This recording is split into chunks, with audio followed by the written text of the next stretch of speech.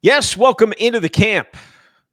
We are down to 4. That's 4 trips down to Platteville, which means the Badgers have been on the field 6 times, including on Monday morning and for the first time in pads, Jesse. I don't know if it was more physical than any of the other practices were, but they had pads on, full pads on.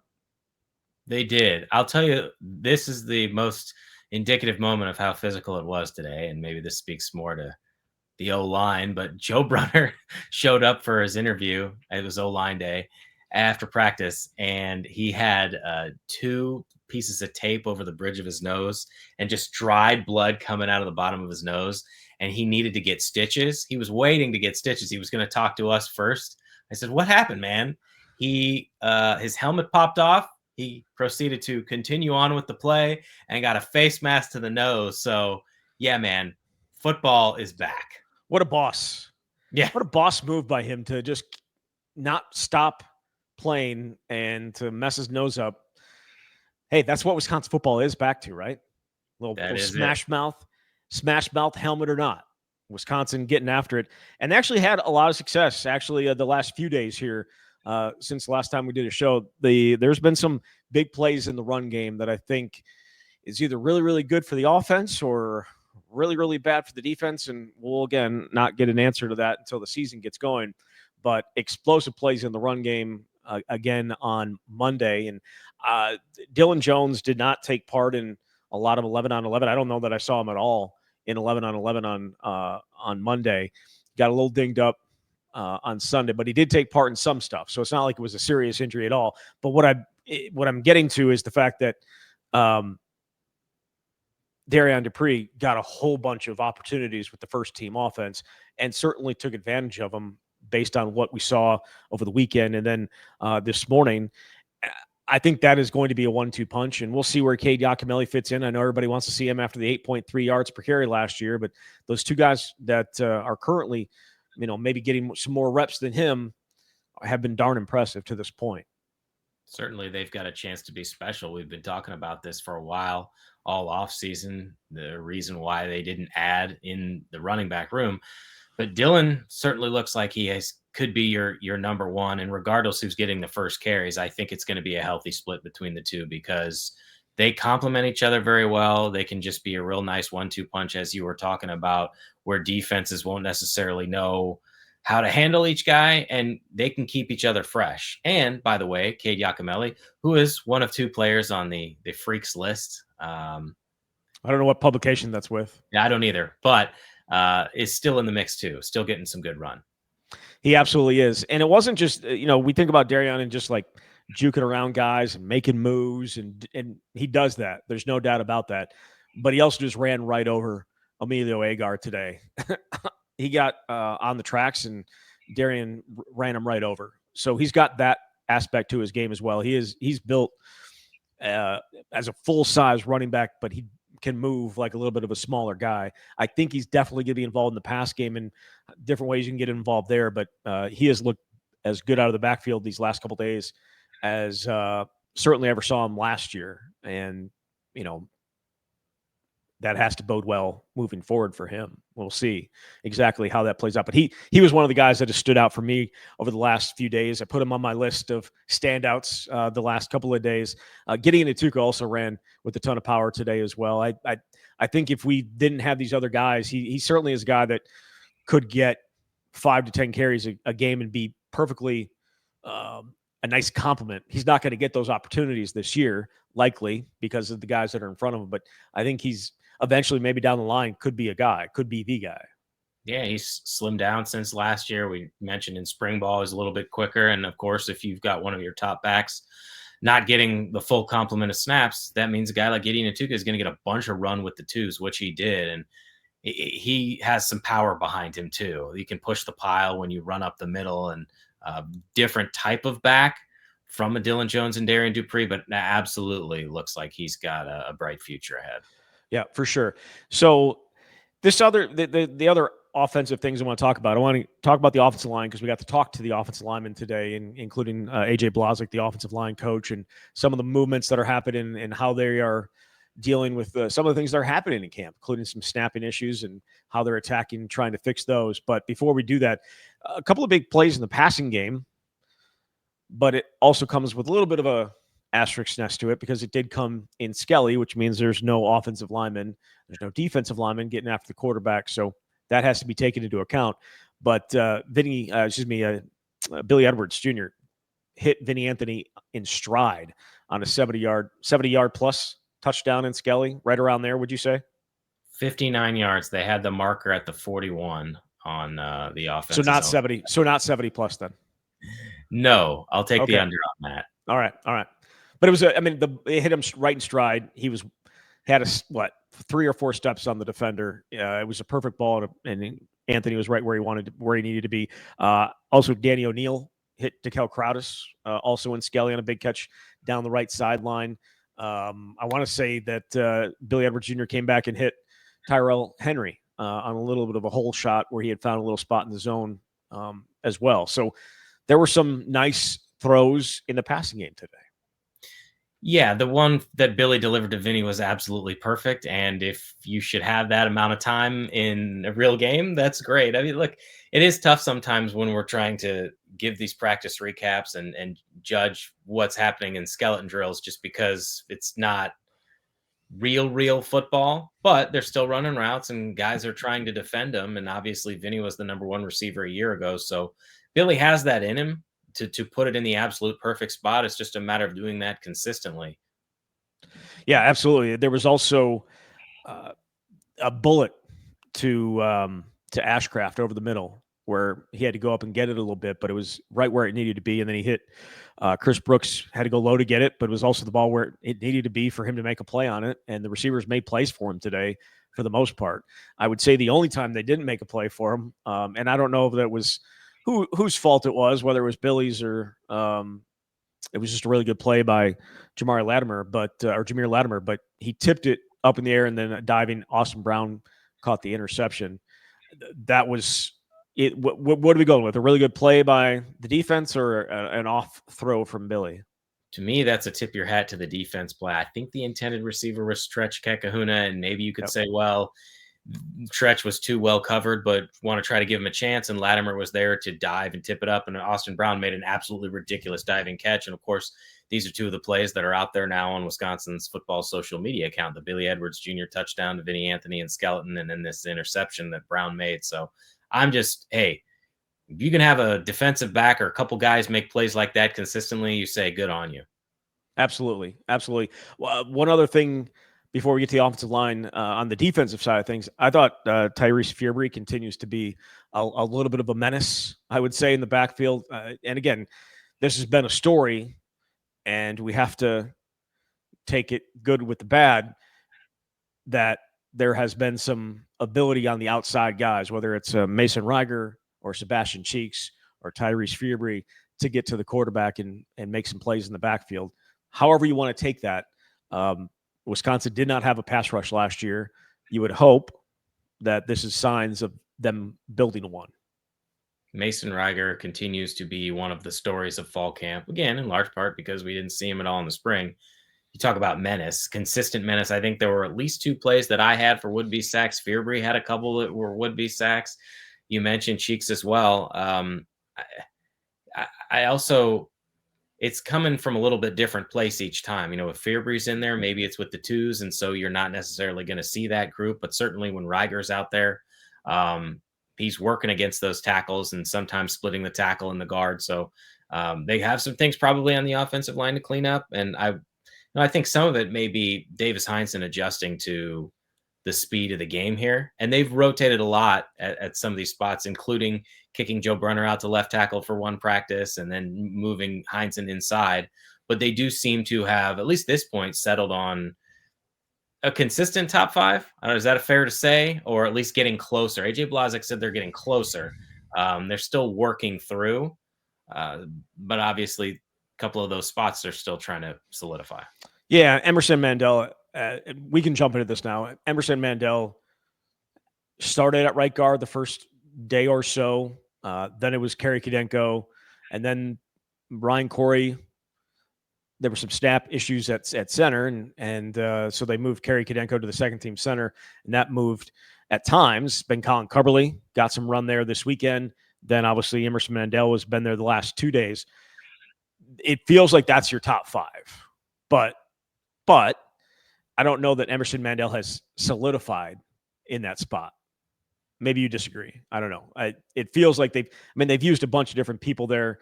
They've used JP Benchwell on both tackles and at guard. They've used Leighton Nelson at both tackle spots.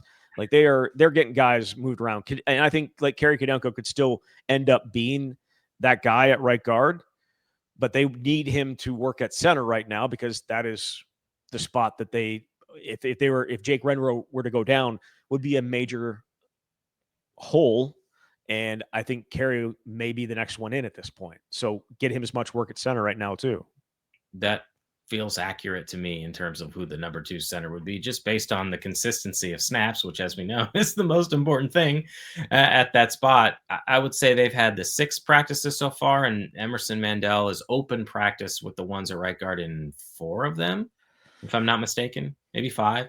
The first 2 now in the middle of practice 2, he was replaced. So again, they're still evaluating, and Blazek said, yes, you'd like to get this decided sooner or later. He feels like they're starting to head in the right direction, but they also need to know who that 6, 7, and 8 are, and that's in part why they're using some different combinations.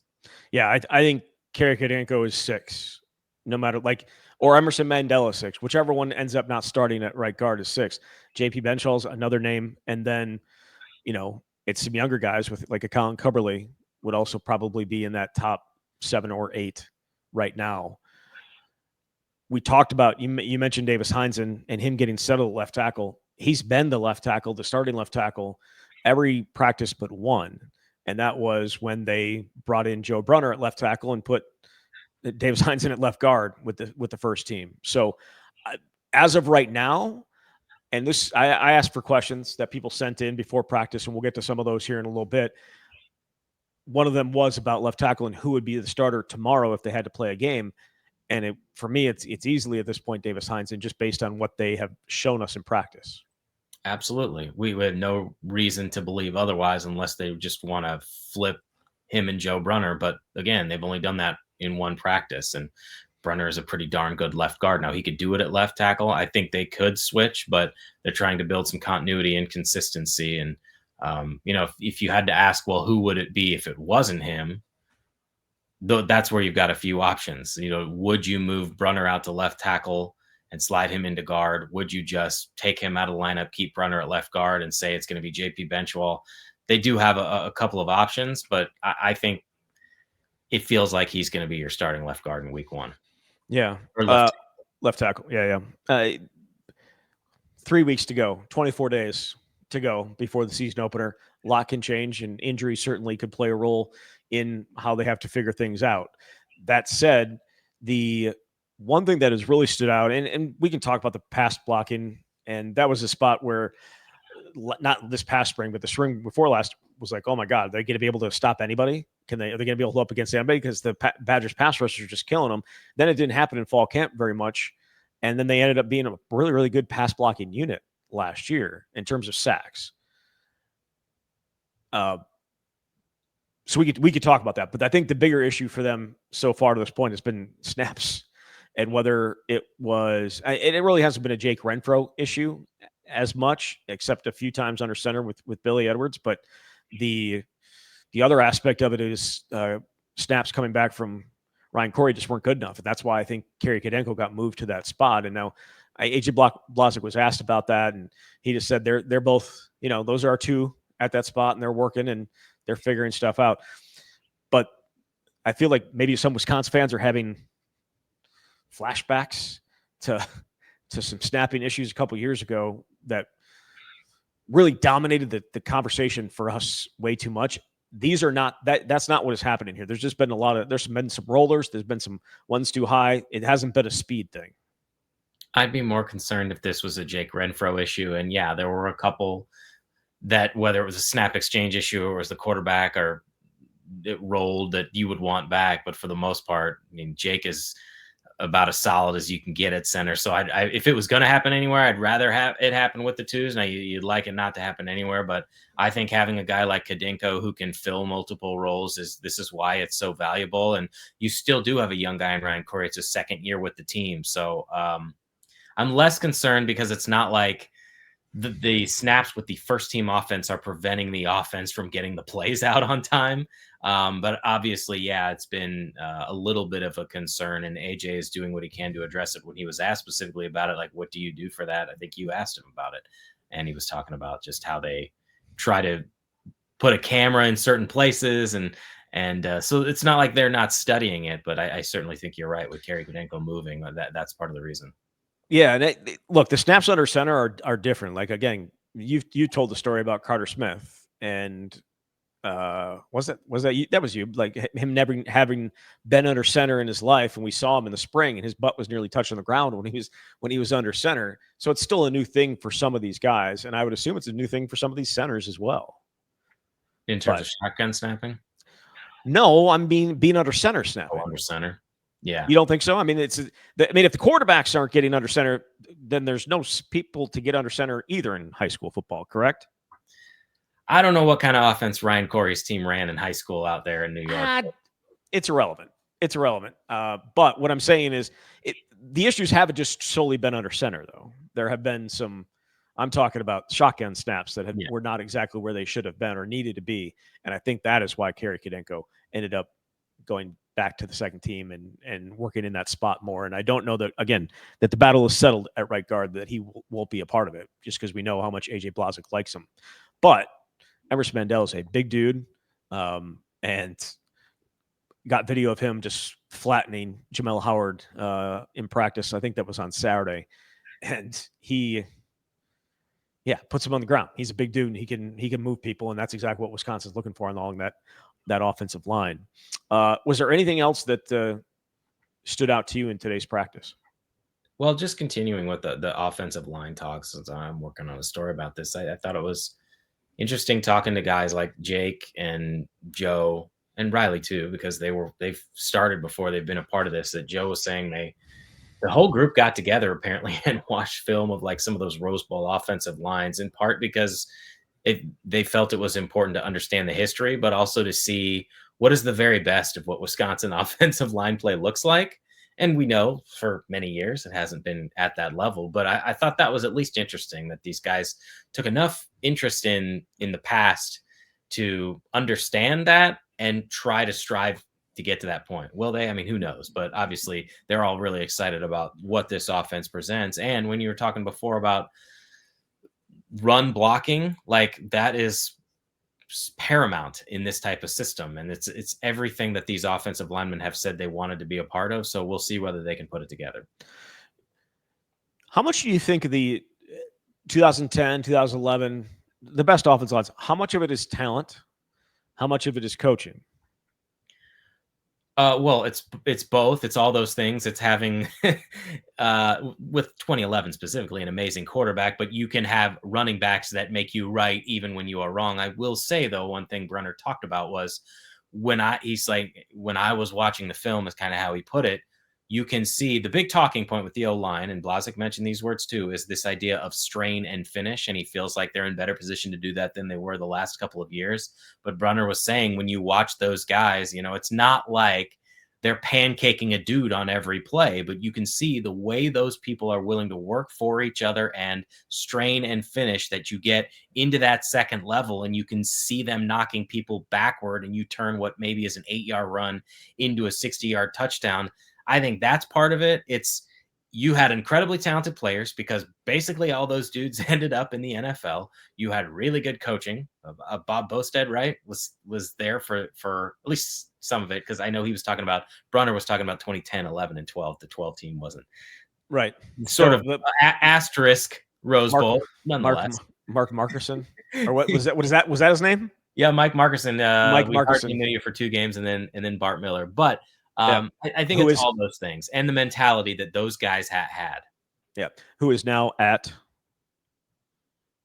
Illinois. If you're fill in the blank for me, I wasn't going to be able to tell you. Is that Illinois? Oh, Bart Miller? Yeah. Yeah. I thought you were talking about Markerson.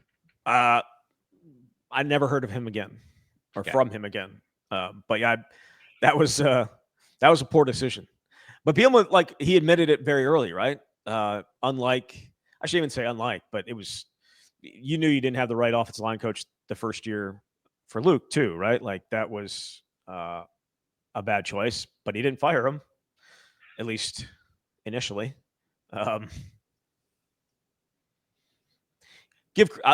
give Brett credit. He always, and he still does, he builds really good staffs that are really good coaches and can teach the game of football and makes the players better than they are when they show up. And that was, I thought, something from Luke Fickell in Las Vegas, and I'm sure, and he said it a bunch otherwise since we got back, is how to get guys to play above their God-given ability. And that 2010 to 2011 lines had a lot of God-given ability, but they also were really hard workers and had guys to get them to play at a different level. And you disagree or no? No, I was thinking of a story. This must have been 5 years ago. I wrote a story about Wisconsin's offensive line and all the tradition and stuff. And I can remember talking to Peter Kahns about the way Bob Bostad coached. And there was this phrase that I don't know if it was Bostad that said it to him. I think it was. It was this notion of having to eat your shit sandwich. And it was just like, if you make a mistake, you are going to have to eat your metaphorical shit sandwich. But that was sort of the standard and expectation that you just knew you had to perform at an extraordinarily high level. And if you didn't, you were going to hear about it. So, yeah, there was good coaching and an expectation level that just sort of trickled down from the top. How would you just compare the two? What you see with AJ Blazek and what you saw with Bob Bostad? And we got to see Bob Bostad again for a year. But at offensive line, we know what he was as the linebackers coach as well. But like, how would you? Different kinds of coaches. I mean, Blazek will get in your ear and tell you something if you're doing it wrong. I'd also say, as we've talked about, he'll be the first guy running down to high five dudes who aren't even in his position group. I think you want to talk about coaching hires, and certainly some have not gone the way Wisconsin hoped, including under Fickell. I think getting Blazek was an outstanding move because it's someone who's got a familiarity with Wisconsin, with how to recruit, with building relationships. And yeah, those are cliches, and they're also extremely important when you're dealing with college kids. So, I mean, I think he's a very good coach who can relate to these guys. I feel like Blazek or Bostad was a good coach, and he would rip you a new one. I mean, he was just quintessential tough guy. So it was just kind of a different personality. But whatever it takes to maximize the talent with you, that the group that you have, that's what matters.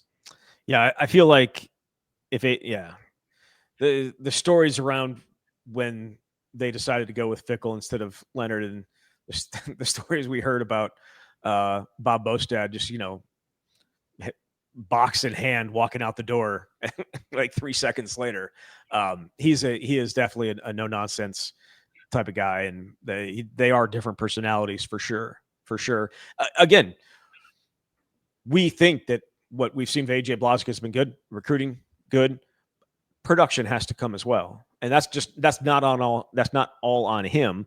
It's also on the entire offense. But when we got to talk to Luke Fickell on Saturday, he mentioned which group he thought had performed the best, or where he thought the best competition was, and which group was really standing out.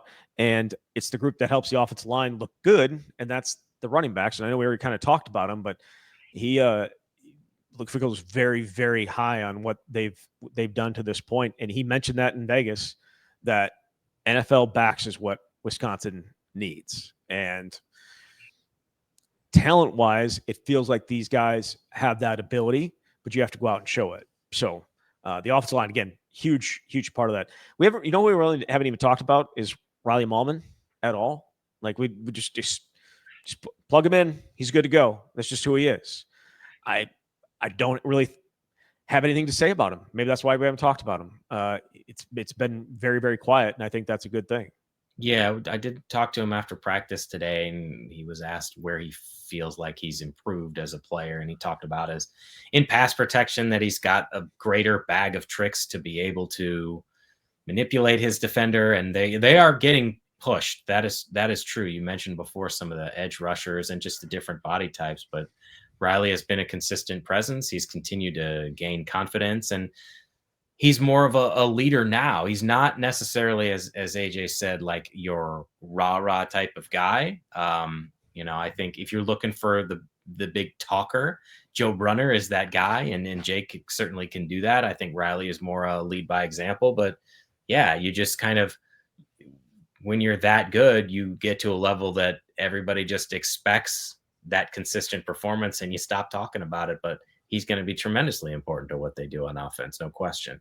Absolutely. Absolutely. All right. Do you want to jump into some of these questions that I got Do from the listeners? We'll start with Luke. He says, name a player on offense and defense that's been a pleasant surprise through camp so far. Ooh.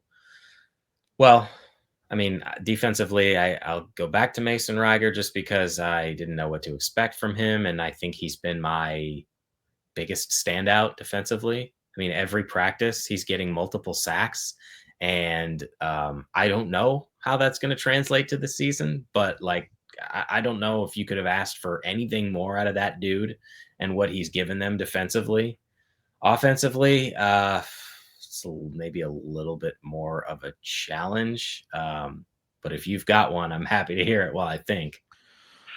Well, I mean, in terms of pleasant surprise, I'll go with defense again, so you have some time to think on offense. I was going to say Cooper Catalano because he is a guy that has shown up it feels like every single time, and we know that he may not be going against the first team, though he did get some first team reps today. Came in a little bit for Tackett Curtis during 1 11-on-11 period, but he has been in the backfield. He has been a menace we all talked about Mason Posa, and I think Mason Posa's had some moments as well. But Cooper Catalano's doing it because he was here in the spring and in the winter, and he has kind of hit the ground running. And the future there looks really, really bright. Yeah, I want to pull up my notes because I know I mentioned him. He, let's see, what was the play? There was a play with the twos where they gave Atuka the ball in the backfield, and he went up the middle, and Catalano just absolutely stuffed him for what would have been a loss. And like, I feel as though we're seeing at least one of those every practice. So he's got great instincts, and this is part of why you come in early. And I don't know what his role is going to be, given they've got some of those veterans, but if you need a spot showing from somebody, I certainly can see him getting some snaps. Offensively, it's more of a challenge because, okay, we've talked about the running backs. There's only 4 scholarship running backs. I don't know that we've seen a singular standout wide receiver. I will say it feels like DeKel Crowdis is at least starting to factor in to some degree, but I'm not going to sit here and say he's been like the biggest impact player in the way that a Mason Reiger has. So I think that it's tougher on offense to pick out one individual who has surprised. Yeah, well, I mean, pleasant, right? So, I mean, there have been times. He's also dropped some passes. I was about to say Jackson McGowan, but he's also dropped some passes. Lance Mason had a really good weekend. Had a leaping catch over Christian Legro and Skelly. Yeah, it is a little bit different, a little bit more difficult for sure. I'm trying to think. All these guys get opportunities, and you know what? Maybe Hunter Simmons, pleasant surprise. Wasn't expecting him to be actually in the competition. We heard from Fickle in Vegas, but wasn't expecting him to actually be a part of the competition. I don't know that he's had a great last couple of days, but he certainly is more into it than I would have expected. So there's that. OJR says, how has Mason Posa looked? I see the daily list of who stood out each practice. I've seen Cooper Catalano's name on a few of those lists, but have yet to see Posa mentioned. Slow start. Obviously too early to know much, but I'm sure we're all excited to see what he can do. True freshman in his first practices. He had that interception on day one. I don't know if there have been a ton of opportunities for him.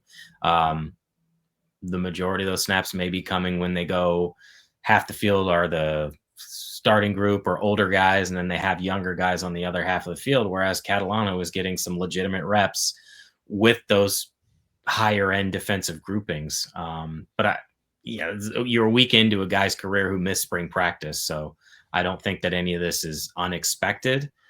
It's just Catalano is a little bit further ahead. I think this one's going to be really tough, but because it's early.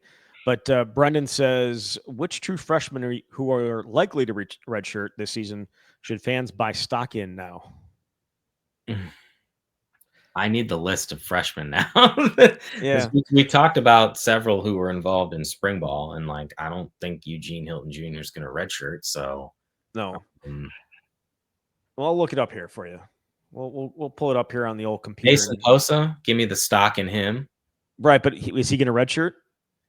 Well, if he didn't, it's because they use him on special teams, and so that at least I would think. I think a guy. Go ahead. Well, a lot of young guys end up getting their reps on special teams, and they exceed the 4-game threshold. Right. That part is hard to know. It's not like we are watching practice where they're going through all the special teams groupings. We don't get to see that. They don't really work on that right now, where it's like, oh, here's the full kickoff unit. Let's see who's running down. Where's the punt unit? I mean, they do some of it, but you don't have everybody on the field. I would say one of the safeties, or maybe both the safeties, Grant Dean and Luke Emmerich. Especially Grant Dean. We saw what he did this spring. I would buy stock in him. It's just a matter of there's a lot of bodies at that position that are playing really, really well right now. We haven't even really talked about Matthew Traynor right now. He had himself a weekend. Very physical. Has taken a couple shots on guys that you're like, oh, all right, interesting. And has, maybe some of the offensive guys have taken offense to those hits, but he is very like throwback physical type of guy. And he has filled a hole as fierce as you possibly can as a safety, right? Like that's just who he is. And he's definitely a breath of fresh air in terms of that. And certainly will wake you up if you don't have if your head isn't up. Did I do that okay? Yeah. That was okay. Good. All right. But in terms of the safeties, Grant Dean, I think, would be a guy that I would buy stock in. Him and Luke Emmerich both. The way that they can run, we heard that. I mean, 20 plus miles an hour, both those guys, 21. So they're athletes. But they're young and they have guys in front of them that are pretty good. So it's gonna be tough to bypass them. Anybody else? No. All right. I mean, we could say the offensive lineman, but I'm not going to pretend to know what good offensive lineman play looks like. Right. Hardy Watts was a huge recruit. I would expect him to be good. I have no idea if he's going to be good. If you want to buy stock in him, you're more than welcome to. But there are some younger guys along that offensive line that I would absolutely say in the future are going to be players for this team, but I don't know which ones. Nolan Davenport so far is the only one of the true freshmen, if I'm not mistaken, that has gotten consistent run. Well, consistent. He's gotten run with the twos. A lot of those guys have gotten some 3 run, but some of that is positional. I don't know what that means. Obviously, I've talked and written about Carter Smith, but it seems at least at this point, they've got 3 quarterbacks that they're evaluating for those top 2 jobs, and he's not one of them. And that's okay. He's a true freshman. But there's a lot of talent there. It's just hard to know this year how much we're going to see, and therefore how difficult that makes it more difficult to project who to buy stock in for the future, especially in this era of college football. Absolutely. Mark says, does the offense show signs of being able to be explosive this year or spread the field with shots down the field? I think so. I think the passing game, so the intermediate throws are going to be crucial. Certainly a lot of the shorter throws that are set up on some of the things they're able to do in the backfield. I mean, that is a big part of Jeff Grimes' offense. But the deep shots to me are going to be what can come off play action. And it's sort of that old school Wisconsin style where if you're establishing the run, you're sucking the defense up, and then boom, all of a sudden you've got this play fake and someone is running open down the field. I wouldn't say we've seen it a ton. And again, the only huge play we're talking about off practice today came in skeleton drills. But absolutely, I think they've got that ability. I just don't know how consistent it's going to be. And is all this window dressing that Grimes is doing going to yield 2 big enough gains, or is it going to be you had a really cool play call and it ended up being 3 yards? I just don't know yet. But obviously, as we've said on numerous occasions, it feels like they're taking steps in the right direction. It's one thing to implement it and try it in practice, and another to do it against the teams they're going to play. Yeah. So a lot of the defensive players have described this offense as Penn State-esque. Like that's in terms of like the different looks that they're going to see, not expecting Penn State results. But does it make sense just because Andy Kolodnicki was at Kansas and then obviously Jeff Grimes followed him, or what do you think? Well, I'd say that's fair to a degree. The thing, and I'm not mistaken, Zach, I think right after the Penn State game, I was talking about just, I know what the result was, but it was so fun to watch that offense. It was like, if you like football, it was enjoyable to see the variety of ways that they could put you in a different position. And there was a ton of window dressing. I think that's where the comparisons are. Like, I know that's kind of a football phrase, but it's just all the different things you do pre-snap and the things you can do to set up plays down the road. I see some of those comparisons, but like it helps to have a Tyler Warren to just do whatever you want in a Drew Aller and I was about to say a quarterback who could start on most programs. Yeah, I was about to say it helps to have a quarterback that's going to be a first round pick. Yes. Yeah. Even though he wasn't that good that night. It may and took care of it. What'd you say? Bo Prabula came in and took care of it. You think Bo Prabula took care of it in the second half? I mean, well, I thought pretty sure Braden Locke took care of it. I knew that was coming. I knew that. Should have known better. Yeah. So yes, in terms of, but I think explosive in the run game matters too, and that is a little bit more uncertain just in terms of, is it going to be? Can they be that? Because they just haven't been that the last couple of years. They have not had an explosive run game the last 2 years. Really, I mean, really since some of the stuff that Braylon did toward the ends of his freshman year, right? So I guess we'll see. A couple more here. How do the performances of Simmons and O'Neal compare to what you saw in camp from Braden Locke the last 2 years? That's a good question. I'm never good at these because I can't remember what happened a year ago. I don't think Braden was bad in camp, but that's it. It wasn't, he was a good practice player and there were good moments in games, but too many bad ones. So I don't think there's like a marked difference in terms of the wow moments. I think Braden had a lot in practices, to be honest. Yeah. It's also still very early. And obviously, Danny O'Neal's skill set is completely different. He gets out a lot of the plays where he can have a lot of success is when he's on the run or you're rolling him out of the pocket. So I think it's too early to say. But I mean, is it bad to say? I think Braden had moments where he was better, but I also it's practice, and so I don't know what that means. Well, I mean, I think the important part of this is, and what limited Braden Locke was not necessarily his height was a problem. All those passes getting knocked down, the decision making was a problem, and his lack of mobility was a problem. I don't think his arm was a problem. I think he could make most of the throws that you needed to make for the most part, and he was smart in terms of like where guys needed to be and getting guys lined up and all that good stuff. But Danny O'Neal and Hunter Simmons are much better athletes than him. And when things break down, it's not, oh crap, what do I do with the ball? It's tuck it and run because I'm going to get a few yards here and not make a poor mistake. So I think that is the difference between them. I don't know that either of them, Simmons might have a better arm than him, but I don't know that there's any like huge difference between them. Like these guys are Big Ten starting caliber quarterbacks at this point. I don't know that I would say that about either of them, just like I wouldn't say that about Braden Locke.